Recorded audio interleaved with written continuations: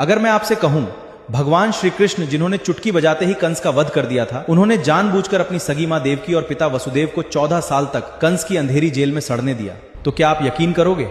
लेकिन हां, आपने बिल्कुल सही सुना। जिस ईश्वर के इशारे पर ब्रह्मांड हिल जाता है, वो 14 सालों तक अपने ही माता पिता की चीखें सुनता रहा और उन्होंने कुछ नहीं किया।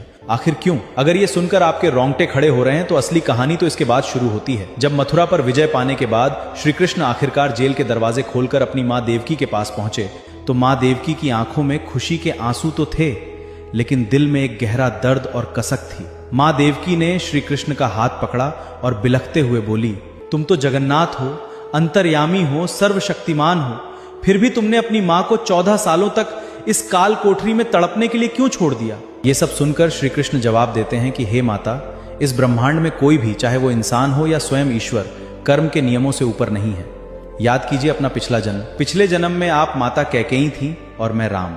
आपने मुझे 14 साल का वनवास दिया था। श्री कृष्ण ने उसके आगे बोला कि जब मैं राम बनकर 14 साल के लिए वनवास जा रहा था, तब मेरी मां कौशल्या ने रोते हुए मुझसे पूछा कि पुत्र, मैंने ऐसा कौन सा पाप कर दिया कि मुझे तुमसे 14 साल दूर रहना पड़ेगा?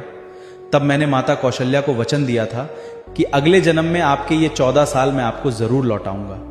इसीलिए हे देवकी, इस जन्म में आप कौशल्या हैं और जो पिछले जन्म में कौशल्या थी वो आज यशोदा हैं आपकी जगह। आपके पिछले जन्म के कर्मों की वजह से आपको 14 साल का ये वियोग सहना पड़ा और कौशल्या को उनके हक के 14 साल का ममता का सुख मिला। इसलिए हे माते, मैंने सिर्फ कर्मों का हिसाब बराबर किया।